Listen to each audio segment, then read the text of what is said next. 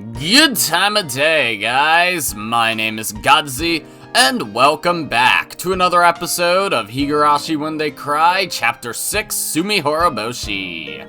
Last episode, Keiichi, Rena, and the rest all went to Angel Moore, had the punishment game and crap, weird shit all around, and at the very end, Rena showed up, and we went into Rena's perspective for a little bit. Which gives me good hope for the rest of this chapter, that it's gonna switch back and forth between her and Keiichi. So, yeah, I'm guessing it was all indicated by that pink text. Because right now we don't see a Keiichi sprite, the text is white, but Keiichi is talking, so yeah. Otherwise, I don't really have anything to talk about, so we're just gonna continue reading. I don't wanna see any sweets for at least 3 days. Ugh. You tried a little too hard, Keiichi-kun. Rena ate a massive amount of desserts too, but her stomach seemed to be just fine. I think girls have 4 stomachs, or at least an extra stomach for dessert. It is very rude of you to say something like that to a lady. This is what you get for being rude. Bam. Ow. Satsuko had poked me very hard in my bloated stomach. Ugh! Stop it! Please don't poke my stomach. I'm going to throw up! Satsuko and Rika-chan grinned mischievously upon hearing that. A chill ran up my spine. Why were they smiling like that and walking towards me so gleefully? No, stop it! You cold-blooded demons! Ha ha ha ha! This is a once-in-a-lifetime opportunity. Do you really think I'd let it slip away? Meep. Your bloated tummy is in danger, Keiichi. Your big wiggly tummy is so cute. I'm gonna open my window. I know, this is unprofessional, but it's a little warm in existence right now. And I'd rather it not be. So yeah. Oh, it's fucking raining. Awesome. So I can't open my window all the way. Only a bit. Oh well. That was professional of me. Let's be more professional. Stop it! No! Rena joined Satsuko and Rika-chan in torturing me. We were still making a lot of noise outside the restaurant. I desperately blocked my stomach from their attacks, but someone else hit me from behind. Ow! Who is it? Oh, hi. Hello, hello. Nice to see you, Kei-chan and his funny friends. Oh, Shi-chan! Hello! You weren't at the restaurant today, were you? I'm working night shift today. I just changed after getting here. How can you go outside the restaurant wearing that uniform? What? I'm not embarrassed. Especially not since you had to walk around in a way more embarrassing costume the other day. Damn it, I was just getting over it. She had just reminded me that I'll never be able to get married. Anyway, I heard you went crazy in the restaurant today. We did. We had to since it turned into a club activity, you know? You made a big mess in there. Looks like Sis felt guilty, so she's helping the waitresses clean up the store now. I still think we should help them clean. Oh, don't worry about it. We can't let customers do that. Plus, me made most of the mess. Yeah, that's right. Everybody nodded in agreement. Sorry. She told me to tell you guys that you don't have to wait for her. You can go home now. No, we're going to wait. Right, everybody? Rena asked for our agreement. Of course, we decided to wait without hesitation. Satsuko, Rika-chan, and I all nodded along. Since we can't help her clean, that's the least we can do. While she says we can go home, I'm pretty sure she'd be sad if we really did leave. Wow! Kei-chan, you grew up! I'm impressed. He grew up alright. That's because we've been training him well. Right? That's correct! Nipa. You girls always band together when it comes to things like this. I hate girls. They get along so easily just because they're girls. In the end, we ended up making a lot more noise, even dragging Shion into the mess this time. Shion, get back in here and help us clean! Where did you put the washcloths? Oh no, I guess I have to go back to work now. Mi-chan, do you think it's going to take a while? What? Why are you still here? Are you waiting for this old man? Don't worry about me. Go on home already. Mion looked happy to see us waiting for her, but she always says the opposite of what she thinks. I wonder when she'll grow up to be able to just honestly say thank you. We're friends, remember? We'll wait until you finish up. I wish we could help you. I feel bad. I told you, you don't have to wait for me. I'm going to wait for Shion to finish work tonight, then head to her house in Okinomiya afterward. So you really don't need to wait for me. I do appreciate it, though. Are you sure? I still feel bad. Yeah, me too, me too. We have enough people, so really, don't worry about it. Go home before it gets too cold. Me understand. Me, I hope you can finish cleaning soon. Go for it, yay! Woo! Thanks. Kei-chan, I trust you to escort the ladies home safely. Please protect them from assassins on their way home. Looking around, I didn't see any ladies who needed an escort. I felt more like I was the one who needed protection. Anyway, we said our goodbyes, making it easier for us to end the day and go home. Goodbye, Mi-chan. See you tomorrow.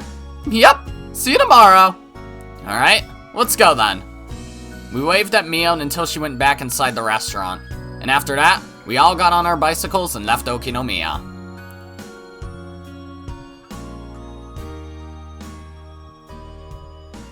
I was gonna say, there's no way this is the end of a chapter because we ended after the end of a chapter, so. Yeah. On the way home, we talked about how exciting it had been today, and it looked like everyone was still fired up. We had the horrifying punishment and the competitive eating contest, which turned into an unprecedented battle involving all the customers in the restaurant. And after that, everything got crazy and messy. At first, the waitresses didn't know what to do, but after a while, they ended up joining in. We had a blast. That was wonderful! Did you see what Tomita and Okamura did? How amusing it was! I felt sorry for Kamada and Irie. So did I, but didn't you think my speech was great? Everyone in the restaurant was on my side after that. Keiichi, you might have been somebody really important if you were born in a different era. What, this idiot? He's much too full of himself. An idiot will always remain an idiot, no matter when or where he is born.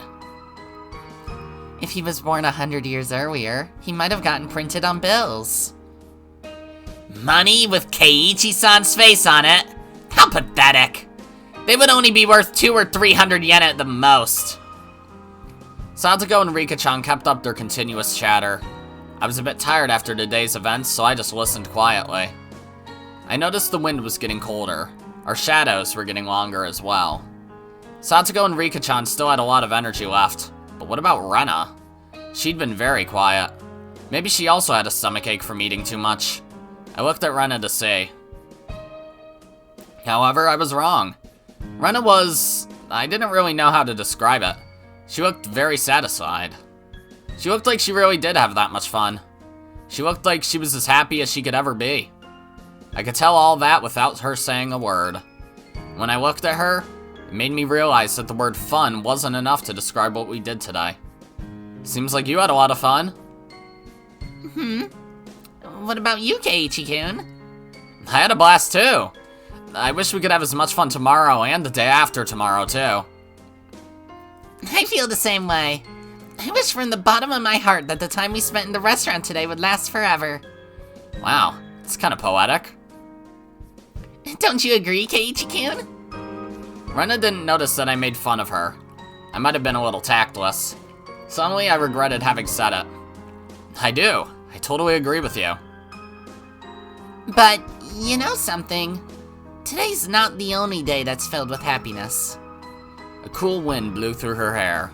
She smiled at me, and for some reason, she looked very mature. Her appearance made my heart skip a beat. Nerd. Every single one of our days in Hinamizawa is a wonderful, precious, and irreplaceable day full of happiness. Including the boring days when our club activities get canceled. Rena, you think about things in a very mature way. No, I don't. Honestly, I'm still not done playing around yet. Maybe it's just because I'm still excited.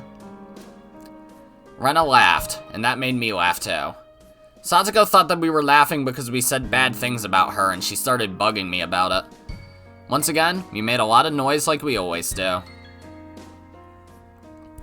Well, Satoko and I are taking this turn here. Rika, why not walk with them a little further and turn where the tobacco store is instead? Did you forget our nightlight burned out? Without that, it's too dark for us to sleep. Oh! That would be quite the problem. Oh, I see. You need to go to Makino-san's general store. Then I guess we'll say goodbye here. You'd better take this turn or you'd have to go a long way around. Makino-san's general store? Oh, right, that's where it is. If they wanted to make a stop at the store before going back to the shrine, turning here would be the quickest way. Okay then. Bye, Rika-chan. Bye, Satoko. I'll see you tomorrow. See you tomorrow. Farewell, Keiichi-san. Farewell, Rena-san. See you tomorrow. Bye-bye.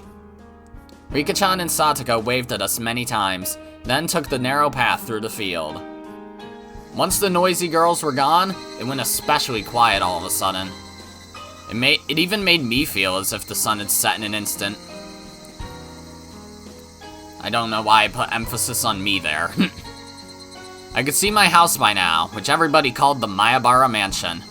I didn't notice it earlier because of how fired up we all were, but my stomach was about to burst. The growling in my gut felt like thunder. My body must have been paying the price for me acting like an idiot earlier. There was no way I was eating dinner that night.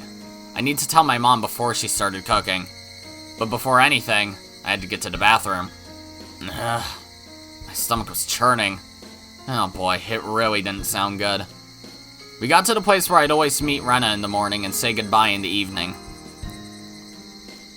I really did have a lot of fun today. Me too. Are you feeling okay, Keiichi-kun? My stomach is growling. I guess I just need to get some rest. You need to train your stomach, huh? You ate about as much as I did. How did you fit all that inside your tiny body? That would be a woman's secret. Rena giggled and tried to avoid giving me an answer. She'd probably hit me if I pressed her about it. If she punched me in the stomach, I'd throw up for sure. So I decided not to go any further. Goodbye, Rena. See you tomorrow. Yes, see you tomorrow. You know, I used to live in the city. Yeah? I never managed to enjoy each and every day like this before. But after moving to Hinamizawa, you know, I think I found happiness. I feel the same way. I moved to Hinamizawa a year ago. I can't believe I'm as happy as I am and spend every day having as much fun as I do. I see. I'm sure tomorrow will be the same. That's right. We had so much fun yesterday and today. So tomorrow will be the same. With all the fun we have every day, I sometimes feel like I'm going to trip and fall sometime, and it kind of scares me. You fall when you fall, no matter how careful you are. What? Oh, that sentence messed with my head for a second. That's why I believe we have to enjoy every moment as much as we can. You're right. We gotta enjoy every day as much as we can. Well, it's probably time to go. Please say hi to your parents for me. Well, I still have a lot of energy left. Huh? So I'm going to go treasure hunting. What, are you going there now? You sure are resilient. I'm impressed. What about you? Would you like to come along? I found a new trash pile that I haven't dug up yet. I might find something totally cute in there. I'm sorry, but I gotta pass. Besides, looks like a storm's brewing. I think you should go straight home too. I usually find something cute when I've had a wonderful day like today. So I'm going there just for a few minutes. I felt sick enough that I didn't feel like going with her. If I felt better, I would have gone treasure hunting with her for sure. She didn't want to go home yet because she didn't want the fun day to end. That's exactly how I felt too. I understand. Bye then. I hope you can find something cute. Yep. Thank you. Bye-bye.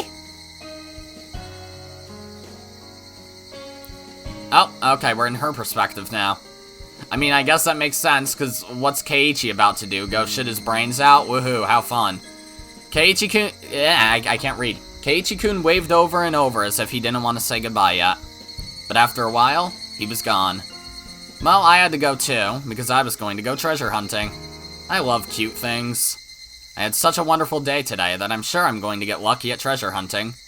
I definitely will find some wonderful treasures.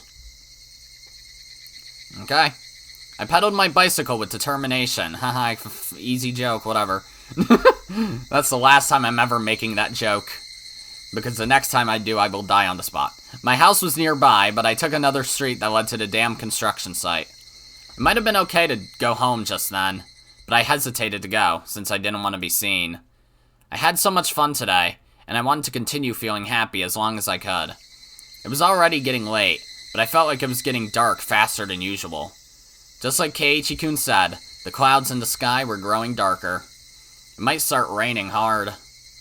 But that doesn't mean I have to go home already. Stop it, Rena. You had so much fun today. You have to stay happy as long as you can. I'm happy. I enjoy every day. Rena, say it. Say the magical words.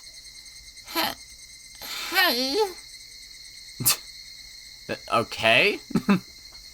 Don't be embarrassed. You're not dumb or anything. I might be able to enjoy every day even more if I were dumb.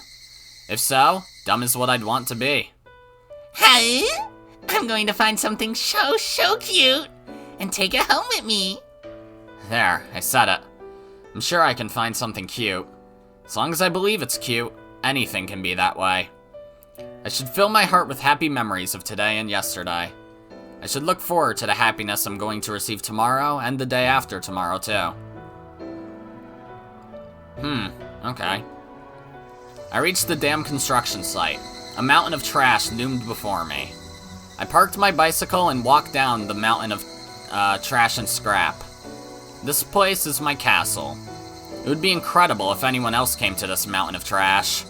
I've come here many times and I usually stay for a long while, but I've never seen anybody walk by. Tomatake's been here before though, like he came here in Onikakushi, didn't he? This place is the village's blind spot.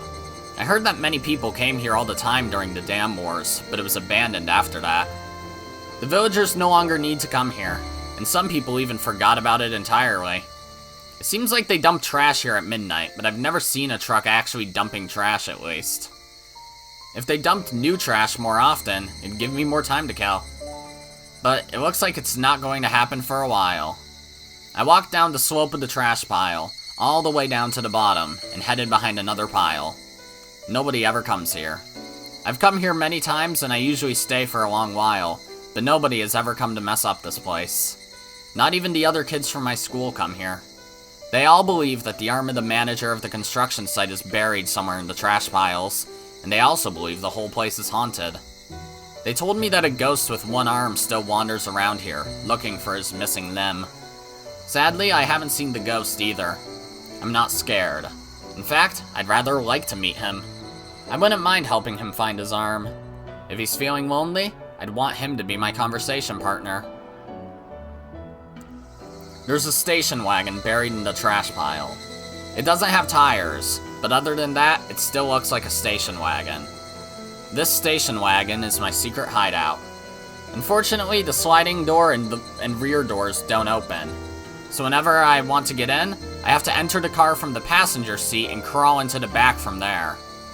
Of course, I take off my shoes at the passenger seat. Wouldn't it be safer to have your shoes on in it? Ah, whatever. When you look at it from the outside, it's just a dirty, abandoned car. But on the inside, it's nice and clean because I had swept it out and decorated a little. Oh, well, that explains it then. That took me a long time. The back seats are lying flat because I wanted to have as much space as possible. I found a mattress in the trash pile and put it into that space instead.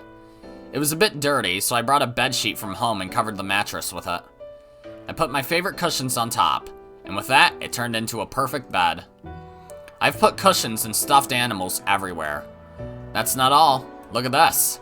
I have a bunch of sweets here too. I have a bag of fruit candy in 4 different colors, and some cookies, but they're going bad. I'll have to throw them away. My bear-shaped water bottle was empty. Pear-shaped water bottle, okay. When I come here to spend some time on Sundays, I usually bring this water bottle with some sweetened tea in it. I have a box of tissues, a flashlight, extra batteries, and other daily necessities in here. I also have a few books to read in order to kill some time while I'm at it. And I have this. What do you think this is? Look, ta-da! My hideout is suddenly lit up thanks to the table lamp. There's an electric outlet on the side of an old nearby construction office. I'd thought they'd have cut the power years ago, but to my surprise, I was wrong. Electricity is still being supplied to the outlet. When I found tons of extension cords, I came up with the idea to connect them all and make the electricity come all the way to my hideout. Now I can spend time here comfortably with some sweets, books, and lights. If I wanted to, I might be able to spend a night here. But I may catch a cold since it gets very cold at night. See? This is a very nice hideout, isn't it? At first, I thought somebody would find it and mess with it, but that hasn't happened so far. That's because nobody comes here, and everybody forgot about this place. I forgot you had it, but it is ringing a bell. That's how this place became my perfect secret hideout. Fortunately, I ate so much today that I'm still full. I can tell them that I was playing with my friend at her house and ate dinner there. I'm going to stay here for a while and relax, and I'm going to treat myself. I loved the water gun battle yesterday. My heart had been pounding when I fought one-on-one with Keiichi-kun. I also had great fun at Angel Mort today. I never experienced such a crazy game with so many people in my life. I was still feeling the after effects, and I was sure I'd have a dream about it tonight. That was why I wanted to bask in these happy feelings. That was why I'm going to treat myself in here. I should take off my shoes and stretch my toes. I should cherish the time when I can be myself. Once I took off my shoes, I felt so relaxed that I didn't want to put them on again. I played all day today, and I was very tired. The treasure hunt could wait. As it got darker, the light of the table lamp became encouraging. It really was getting dark faster than usual. All of a sudden, I heard the sound of raindrops hitting the roof of the car. Pitter-patter, pitter-patter, pitter-patter. The interval between drops got shorter and shorter. When it became a continuous sound, I began to hear thunder. Even though it was raining heavily, it remained very quiet inside the car, making me feel like I was in a different world. It still has windows? Okay. It's my castle after all. I felt a bit cold, so I unfolded my big blanket and hid under it. I'm here alone, under the warm blanket that has my scent. Even though nobody knew where I was at the moment, and I feel like I was left alone in the heavy rain, I still feel secure and free from anxiety for some reason. I feel like this heavy rain was keeping my enemies away from my castle. I liked it that way. This place is full of small happiness. It's full of my favorite things. That's why I'm happy whenever I'm here. When I put another blanket over me, I felt as warm as if I were in bed. I listened to the soothing sounds of raindrops hitting the scrap iron into trash heaps, and it made me feel sleepy. This is a castle of trash.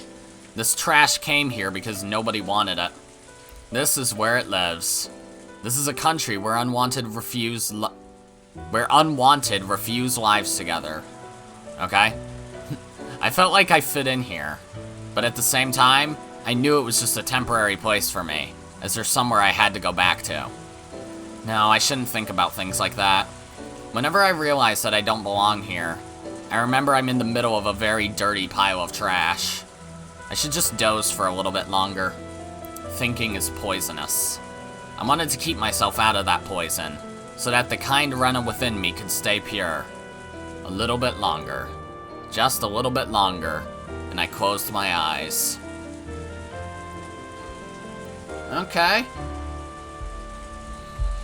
Yeah, I forgot all about her little car secret hideout. For some reason, though, thinking back to the anime, wasn't it a bus? Or, like, a van?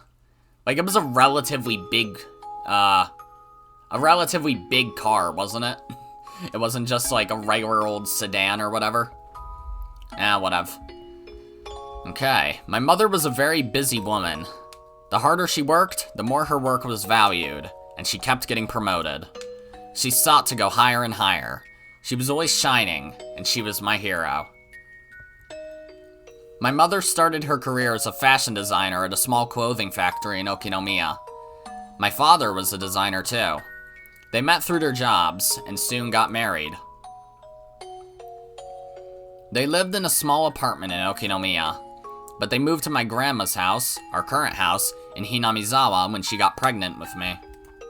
We lived there until right before I went to elementary school. Now that I think about it, that was the happiest time of my life. I felt happy every day and believed without a doubt that tomorrow would be the same. I was so happy that I took it for granted and didn't even feel the happiness. I really did feel happy every day. I was small at that time and didn't really understand what was going on, but it seemed like the company my parents were working for was having financial difficulties. So, my mother and a few other young designers started talking about leaving the company and going independent. After many things happened and the situation grew complicated, they got an offer to work at a big design firm in Ibaraki, and they took the offer. At that time, I heard my mother saying many difficult words like limited partnership and business alliance, but in short, what she wanted to do was move to Ibaraki. My mother and her peers were hired because their talent and experience made them immediate assets at their new company. However, my father wasn't one of them. Unfortunately, my father wasn't as talented as my mother was. So, moving to Ibaraki meant that my father had to give up being a fashion designer. My mother's new company had high expectations of her talent and promised her a responsible project. She didn't want to waste her growing talent and passion by living in a rural town like Hinamizawa. So my mother convinced my father to quit his job and move to Ibaraki to support her and to help her build her career. Back then, moving meant that I had to say goodbye to my close friends. I didn't want to move, and I kept crying about it. After we moved to Ibaraki, my mother was a big success. Not only did she have great leadership skills, she was full of energy, and I believe she made the best use of her talents to succeed. She came home late every night and barely had any days off. When she had a big project, she often stayed entire nights at her office. But when she came home, she always looked fulfilled and wore a happy smile that she had never worn when she was in Hinamizawa. She was shining, and I remember I always wanted to shine like her when I grew up. On the other hand, my father wasn't doing so well. He couldn't find a job as a fashion designer, so he took a clerical job at a small company, but he kept changing positions. He couldn't use the experience that he had cultivated, and it was very hard for him. But he was very understanding. He started to take care of things around the house for my mother, who got busier and busier, having one project after another. He cleaned the house, did the laundry, and came to my school events. However, he couldn't cook. He did cook rice, but always bought side dishes from a grocery store. We ate dinner without my mother more and more often. I guess she's busy again. Every time I said that, he always told me, "Your mother is working very hard, so let's support her, Rena." That was what he always told me. I decided to help my father with the cooking. I thought it was a good idea to learn how to cook, since he wasn't good at it. Whenever my mother cooked, I helped her and tried to learn how to cook from her. She apologized for not having enough time to cook for us, but she was happy that I was learning. I think I wrote in my school yearbook that I wanted to be a clothing designer in the future, just like my mother. But apparently I lacked my mother's exceptional sense of style. She used to tell me, taste is something that you're born with, not something that you cultivate. I remember I was discouraged to be a designer because of that. That was why I decided to reach her by getting better at things she wasn't so good at instead of trying to be like her.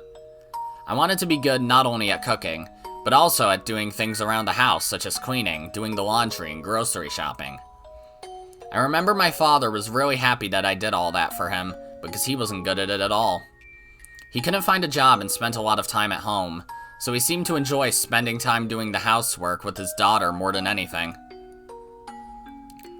I started to become better and better at filling in for my mother, and she started to get too busy to do any of the housework at all, and she moved on to a more responsible position at her job. She took me out to many places, as if to compensate for leaving me alone all the time. She used to say, "Let's go eat something delicious without telling your father," and took me out to a restaurant. She took me to high-class restaurants and amusement parks. Sometimes it was only me and my mother. Sometimes it was with her friends from work. She took me to a beach barbecue one summer with those friends. I was introduced as her daughter, and every one of them pampered me. I still remember there was this one guy who particularly doted on me. He was a good-looking young man. I called him Uncle once and he got mad at me, who was nicely tanned with dyed brown hair. This young man often came with us when we went out. When my mother took me somewhere, she usually made several phone calls for her work during the day, and sometimes she took me out to a place where she could also do her work at the same time. So I didn't feel awkward when people from her work came with us. But I always preferred to be alone with her, so I was happier when we could do that. One day, she took me to a very high-end part of town. Of course, she always spoiled me whenever we went out. She bought me things and let me eat whatever I wanted. But she especially spoiled me on that day. She took me to many expensive-looking boutiques and accessory stores. She was about to buy me something, but I told her not to get it because it didn't look good on me. Without hesitation, she bought it anyway. I remember there were many zeros on the price tag. On that day, I realized my mother's design work had made her a very successful woman, and she was earning a lot of money. We took a break at a ridiculously expensive-looking restaurant that probably charged 1,000 yen for a glass of orange juice. My mother clapped her hands and spoke to me with a smile on her face. She asked, "Rena, would you like to make your dream come true?" When I was in kindergarten, my teacher gave students I can't read at all, apparently. My teacher gave students a topic to draw a picture of. The topic was my dream, and I drew myself eating a mountain of fruit parfait all by myself. What my mother meant to say was that she was going to make that dream come true for me. It was a normal day. It wasn't my birthday or anything. But since my mother always spoiled me when we went out together, I didn't feel awkward about it at all, and I accepted her offer with a happy smile. There were five or six of fruit parfaits in front of me. I remember it looked exactly like the world I drew, and I felt like I was floating in that dream world. It was too much for us to finish, but we dug our spoons into it as if we were playing in the mud, and we really enjoyed eating it together. It was my first time to experience getting full by eating only fruit parfaits, and I remember I was very happy. I enjoyed tasting the happiness and chatting with my mother. "Rena-chan, do you remember the man who went to the movie and had dinner with us last time?" Are you talking about Uncle Akihito? Though I can't call him that or he's going to hit me. Rena-chan, do you like Akihito-san? I hate him! He always teases me. That's because he likes you. You got along well with him at the barbecue. Well, I get along with him every now and then. My mother laughed. I didn't know why she brought up the subject, but I didn't really pay attention to it because I was too young. Now that I think about it, she was breaking the news. I just didn't notice it. Yeah, I don't like the way this is going, like, at all. Rena-chan, who do you like better? Your father or me? You? It wasn't that I hated my father or anything, but I thought giving her that answer was appropriate after she spoiled me so much. If I said I'm going to live in another house away from your father, which of us would you like to live with? Huh? I'm thinking about divorcing your father and getting married to Akihito-san. Yeah, that's what I expected. I don't remember this from the anime, but I didn't trust the vibes of this at all, to begin with. At that time, my mother was a very successful woman. I didn't know this at the time, but she was drafted by a headhunter to work at a bigger company, where she was promoted to a higher and more responsible position, one where she could bring out the most of her talent. Of course, the position wasn't the only thing she gained. Compared to my father's low salary, my mother was earning enough money to support a family of 3 and still have some left over. I'd kind of realized it from the way she spent money. The greater a position she achieved, the more she spent time with people at her level. All of them were bright and talented. Compared to them, my father might have looked unattractive to her. I liked Uncle Akihito, but I liked him as one of my mother's friends, not in the same way I liked my father. I liked my father and mother equally, so it was very shocking to me that my mother wanted to divorce him. I felt as if the ground below me was beginning to crack. That expression, I realized, actually fit my situation very well. I had to choose which side of the cracked ground I wanted to stand on. My mother told me to live with her at her new house. Her new house meant the house Uncle Akihito lived in. I thought a house was a sanctuary for a family. I believed that a house was a holy place where strangers couldn't easily enter. That was why I couldn't believe her. How could she let a stranger invade such a holy place so easily? Why do you hate my father? My mother looked down and didn't answer. I asked her another question. Why can't you stay with my father? I think that was the hardest and the most heartbreaking of all questions for my mother to answer. In short, my mother had cheated on him. She loved another man who was more attractive than my father. It was just that and nothing more. I knew more than anybody that it wasn't my father's fault. First of all, he decided to move from Hinamizawa to support my mother as much as he could. For him, nothing good had come from that. Actually, I think he had a very tough time since we moved to Ibaraki. But he volunteered to be her support and tried very hard to do that. I thought my mother appreciated his support. So, I took her decision as a betrayal. I told her that I disagreed with everything, including their divorce. I said it very loudly and made everybody in the store jump. Sure, continue your relationship with Uncle Akihito, but don't divorce my father. I feel bad for him. I feel terrible for him. He has been doing nothing but support you patiently this whole time. How could you do such a cruel thing to him? I screamed as loud as I could. Then my mother answered. It's too late. Why? You haven't talked with my father about this, have you? It's not too late. I'm pregnant. Oh. How old is Rena supposed to be in this scene? Like, obviously she'd be somewhere between, like, what, 17 and 13? Not 17, sorry, 7 and 13. So, the heck. At the very least. Could be 17 and 15, technically, but whatever. I don't know whether my mother actually told him about the divorce in person. A middle-aged woman who called herself a lawyer came to the house several times to talk to my father on my mother's behalf. She sometimes called him, too. My father begged the lawyer to let him speak directly to my mother many times, but it never happened. I could tell by the way they talked that he had no clue when my mother told him she wanted a divorce.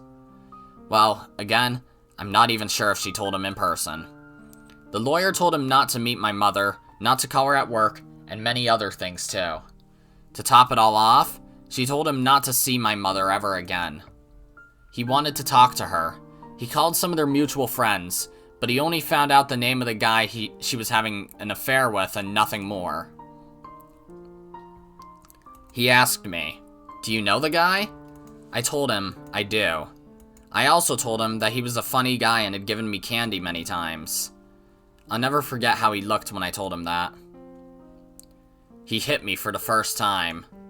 He hit me so hard that his handprint stayed on my cheek for a while. Then he fell on the floor and cried loudly. And then I started to cry too. I didn't cry because he hit me. Uncle Akihito was kind to me, so I liked him and talked to him out of courtesy. No, that wasn't it. Girls had to be kind to everybody. That's what I thought. But I was wrong. I learned in this world that there are people you should be nice to, and enemies you shouldn't be nice to. The enemies are the ones who would destroy my life with their very existence. Whether they mean to harm me or not doesn't matter. They're like weeds growing in a flower bed. Dandelions are innocent, but they take all of the nutrition for the tulips from the soil. That's why we have to pull them out. The dandelions did nothing wrong, but they're the enemy. Enemies are bad people. That guy was a bad person. I shouldn't have accepted him. I should have rejected him with everything I had. By doing so, I might have been able to disrupt a relationship. By doing so, I might have been able to make my mother feel like the relationship was not going to work. If I tried to do so, my parents wouldn't have had to break up. My father and I cried together, but we cried for different reasons. He must have cried because it happened so fast and didn't make any sense to him. I cried because I regretted that I let it happen when I had the chance to prevent it. My father stroked my cheek and opened his mouth to apologize, but he couldn't speak and just cried with me. One day, the lawyer let me see my mother. My mother asked me to live with her at her house again. I didn't know what to say, so I just kept looking down and listened to her apologies. My father knew that I was going to see my mother on that day, so he handed me a letter and told me to give it to her. I don't know what he wrote in that letter, but for some reason, I was able to imagine what kind of things he wrote when I felt it through the envelope. After all, the letter inside the envelope had a rough surface. He must have been crying while writing the letter, and his tears made the letter all wrinkled when it dried.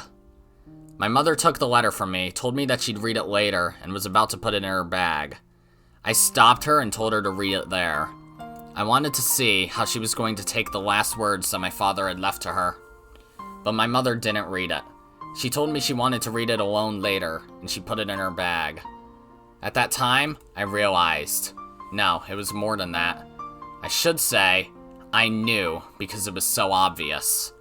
I knew that my mother was lying. She had no intention of reading my father's letter. She was going to throw it away after I was gone, but she lied just because she wanted to seem like a nice person in front of me. The slight curl in her eyebrows and lips told me that more clearly than anything else. At that moment, I finally knew something else. The guy she was having an affair with wasn't the only bad person. My mother was also a bad person. Since that moment, the existence of my mother disappeared from my world like dry ice evaporating. I didn't have to hesitate about whom to live with anymore. I don't want to go to your house.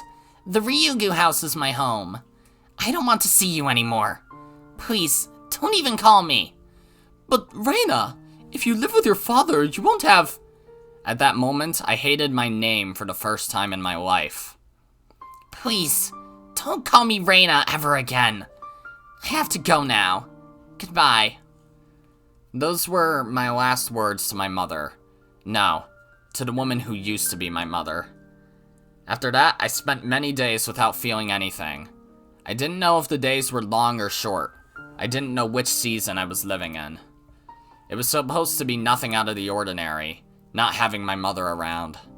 But every time my father saw things that reminded him of her, like her toothbrush, her teacup, or her favorite books, he shed tears, which left me frustrated. That's why I decided to completely remove her belongings from the house. I roughly threw her things into a black trash bag. I started to do so frantically. By the time I knocked down her wardrobe, threw her music box hard on the floor, and broke her mirror, my mind was already not working properly. When I try to remember what happened after that, I feel disoriented. That's because the pills the doctor gave me back then made me feel disoriented and lethargic every time I took them. It seems that dullness hit me especially hard, since every time I try to remember that time, it makes me feel disoriented and lethargic, just like the pills made me feel. I destroyed everything that smelled like my mother, but the thing I wanted to destroy the most might have been myself. Even after I threw all of her belongings away, I still couldn't stop feeling regret, and I decided to blame myself in the end. Maybe I was thinking that I wanted to do damage to her reputation and successful life by destroying her daughter, destroying myself. When I was about to reach that very last resolution, Oyashiro-sama came to me. Oh boy. Oyashiro-sama told me to go back to Hinamizawa. Yes, all of this was because of his curse. Oyashiro-sama brought a curse upon the Ryugu family because we broke his rule and abandoned Hinamizawa. After I figured that out, everything started to make sense to me. All the crazy things that happened after my mother was gone. The curse of Oyashiro-sama did all of that to us. It was Oyashiro-sama's voice that was telling us to come back to Hinamizawa. That's right. We should have stayed in Hinamizawa. Everything went crazy because we moved. We had to go back to Hinamizawa. I started feeling disoriented again, and a dull pain ran through my head. It might be a scream from within me telling me not to push myself too hard to remember any further. The house where we used to live in Hinamizawa was still there. My grandma already passed away, and the house was the only property she left for us. I remembered that I used to live in Hinamizawa, but all I remembered was that it was a village that I used to live in until right before I went to elementary school. I remembered the atmosphere of the village too, but that was all I remembered. I forgot the streets and even the names of close friends I used to play with. The neighbors knew that the son of the deceased woman had come back divorced, but they didn't know us and we didn't know them. So it was almost like we moved to a new place. Wait, I feel like you're skipping over when you smashed the fucking windows in your school and shit. However, as far as I was concerned, it still was my hometown that I had come back to. At first, everything was inconvenient compared to life in Ibaraki, and it was hard for both of us to adjust. But we renovated the old house, and it was only me and my father. Life here seemed to make my father forget his pain from the divorce. Mi-chan was very kind to me, and I started to get used to my new life too. I did everything around the house, and we gradually went back to a time when we used to live happily. Anybody can live a happy life. People sometimes say that some people are born to be unhappy, but I believe that's just an excuse for people who don't even want to try. I won't give in to fate. I'll never give up trying to recapture the happy times that I lost. I'm going to become happy to the point where I don't even feel the happiness anymore. I'm not going to cry anymore. I'll never cry again. I used up all of my tears on that night my father hit me. The Curse of Oyashiro-Sama is over because we came back to Hinamizawa. So, I'm going to have a happy life from now on. All of a sudden, big raindrops hit the roof of the car, and I recovered my senses. It was still raining hard. It had already gotten dark outside. The shadows the table lamp created were very dark, and it looked as if there's nothing else around me. If I turned off this light, would everything in this world disappear? I turned off the light. Darkness swallowed me. But the cold air and the sound of rain didn't change a bit, and that made me realize that I was still in this world. The Curse of Oyashiro-Sama. Did the Curse of Oyashiro-Sama do those crazy things to my family? Or did I convince myself it did as an excuse for myself because I didn't want to feel guilty about the divorce? Sometimes, I'm not sure. Since that time, Oyashiro-Sama hasn't come to me. I sometimes feel like it was a delusion I created because I was mentally ill. But he did come at that time. I'm sure about that. Am I right, Oyashiro-sama? I was unhappy after I left Hinamizawa, but I came back and I'm happy now. But where am I supposed to go now that I'm unhappy in Hinamizawa? Where? Stop it, Rena. Don't think that you're unhappy. I am happy. I will be happy. I can definitely be happy. Suddenly, I felt that if this darkness swallowed me, I'd never be able to be happy again. I found the switch of the table lamp and turned it back on. When I looked at the clock, it was already past 11 p.m. I had to go home. I wouldn't have time to prepare my lunch for tomorrow. At least, I'd have to set the timer on the rice cooker. It didn't look like the rain was going to stop anytime soon. I looked out of the window to see the rain, but could only see my reflection. I talked to that reflection in the window. I'm so glad that my father's happy. He'd been acting like he was dead for a long time. The smile on his face is a good sign that he's regaining his former happy life. He became miserable because of me. That's why I don't mind doing things for him until he regains his smile and we become truly happy. When I stay here alone for a while, it gives him some time to be alone with her. Plus, I don't have to fake a smile. But then, my reflection in the window tells me, Rena, you're such a good girl. You're kind to everybody and love them equally. You can make anybody like you. But, did you forget something? In this world, there are people you should be kind to.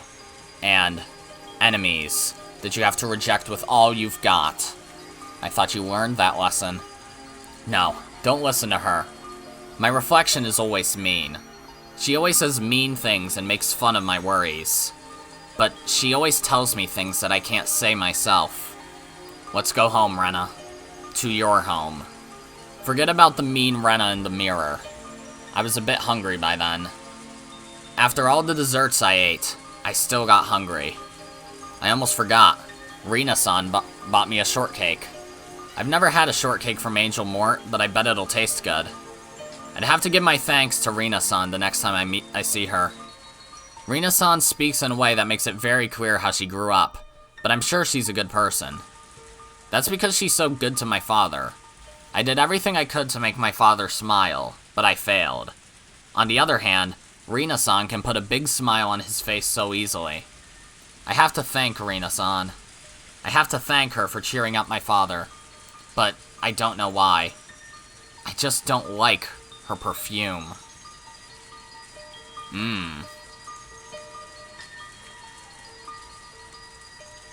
It's gonna be something like she has the same perfume as her mom, just coincidentally, right? I don't remember, so I'm guessing here, if it was ever even said in the anime, which may have not. Achievement unlocked, don't call me Rena. Shit, already we're getting creepy, Rena. Well, I expected it to not be slow, at least. My summer vacation picture diary. Today, I went to a swimming pool with my mom. Uncle Akihito came with us too. I don't like him because he's sometimes mean to me, but he's a very kind and funny old man. He told me to call him Daddy for that day, because he was going to play with me at the pool like he was my daddy. My mom called him Daddy, so I did too. Uncle Akihito looked very happy and gave me a lot of money. My mom looked very happy, and it made me happy too. I want to play with him again. I hope my dad can come with us next time. Ouch. Short but straight to the fucking point. Stabbed. Jeez. I opened the window, placed my cushion nearby, and prepared to enjoy the weather.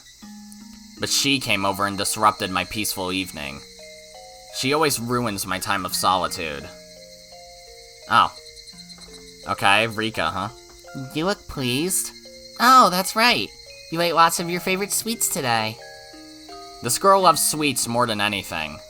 I like them too, but I can't eat like she does. It'd give me heartburn if I ate the amount she ate today. She seemed to be very happy, so I'll leave her alone for a while. I'd been making my favorite hot and salty food for the past few days, so she must be quite pleased today. It was a very fun day for me too.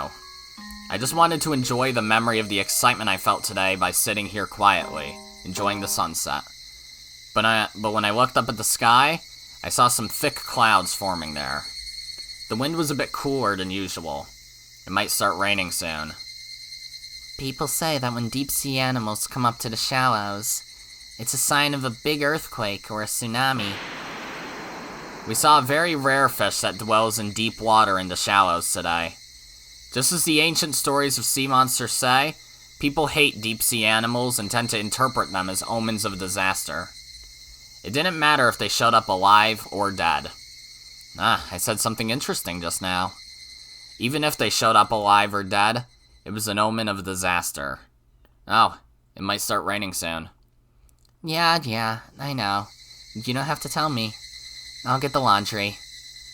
I grabbed a basket and went outside to take the laundry in. The clouds were getting darker. I normally like rain, but I didn't think I'd enjoy it today. Interesting. I'm pretty sure I completely understand the context for that. I'm like 95% sure. Alrighty, well, I guess we're going to end this episode here. A little bit under an hour, but if I continue, I won't have a good stopping point for probably 20-30 minutes at least, so yeah, and then that'd be a very long episode. But either way, I'm enjoying this chapter a lot so far, so I'm excited to continue it. That's going to be it for this video, guys. If you liked it, then be sure to press the like button, and if you didn't like it, then fuck you too. Remember to subscribe, follow me on Twitter, and hit that notification bell to stay up to date on all my videos and stuff. And as always, my name is Godzi, and I will see you all next time. Goodbye!